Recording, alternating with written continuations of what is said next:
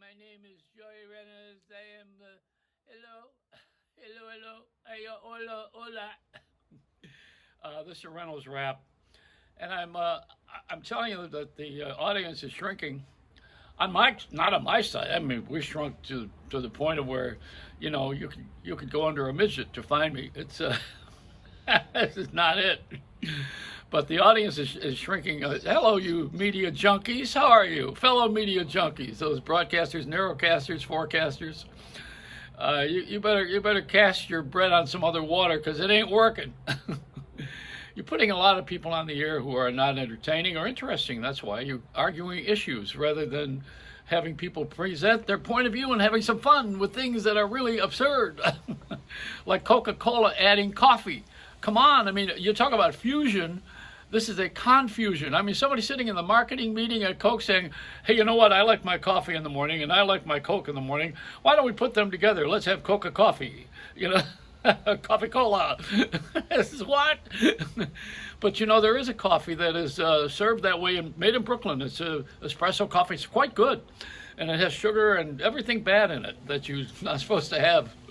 But this Coca-Cola company is amazing, and so is Budweiser. They have farmed the Clydesdales. Why? Probably because they realize that they're spending $500 million on the Super Bowl game that doesn't have the audience it used to have when everybody was up and running, and the money to go out and have these big beer blasts that we don't have anymore because you can't sit in the same room with everybody. That's probably why. So, this Bud's for you. And it's not for everybody. The Bud is being advertised on social because people now are talking about their experience. They're sharing their experience and how you ought to be watching this and doing this, and I saw that and I saw this. That's always been going on. I mean, we used to call it the water cooler, the backyard, the back porch, the barber shop. People would talk about anything that was on television the night before, the day before, or on the news, or the print. We would read something and then comment on it, read a magazine and see a story about something that caught our interest. Now it's all done with this. We're all in these little cells. I should wear a yarmulke and a prayer shawl and sit there and be very, very religious with this, look like it's a religious ceremony. I had lunch yesterday reading the Bible. I was afraid I would get some of the soup on the Corinthians. Hey, don't never want to piss off a Corinthian. So there's a lot going on in our world that doesn't go announced, but it could be fun. We should be having fun again on the air. That's why even the morning shows, they're getting to be a drag. Nobody needs the morning show for the time and the temperature and you need a good joke, but it doesn't have to be a political joke. I mean, if I want to do that, I could outrank all of these guys. I could write for Saturday Night Live if I wanted to do that. I'm trying to avoid it. That's what I'm trying to say to you. I'm not bragging. I'm just trying to avoid that. I'm trying to come up with something very clever and very clean. I don't want to say, Donald Trump has a reverse mortgage on the White House. That's a provocative little one-liner, and it probably would fly on one of these shows. But I'm going in another direction. I want to go in the direction that the public really needs to have, not what they think they have. How many people do you know would get out of the way to give their neighbor a shot? I don't mean sexually. I'm talking about, vaccine. Would you offer your vaccine spot to another person and say, you know what, I'm pretty healthy and I'm taking good care of myself, and I know that you probably are more anxious than me, so I'll give you my space for my vaccine. How much of this would you see now? How much of that goes on? That's person to person. That's caring about your neighbor. That's very rare, isn't it? It's possible, and there are people who do this. These are easy shots. It's very easy to call Cloris Leachman clitoris. This is a no-brainer to do that, and it's just not. It's not a big thinker's joke. And Mel Brooks worked with her, and I'm sure he called her that a lot of times. But I was over at 20th Century Fox at that time working on Star Wars, and he did. Mel Brooks had just done Spaceballs, which was a takeoff on that. Of course, the movie I'm referring to with Cloris Leachman is Young Frankenstein, probably my favorite movie of all the comedy movies of all time.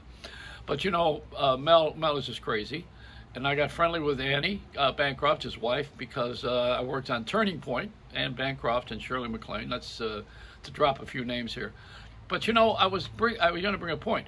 The best work of Mel Brooks. He should be talking about Cloris Leachman on one of these broadcasts. I'm sure if I were still on the air mainstream, I would have him. He would be the guy that I would talk to about her, because he was the guy that really knew how to make her shine better than any time and anywhere. She was brilliant. But let's go back to the point I'm going to make, which is the producers. My favorite Broadway show.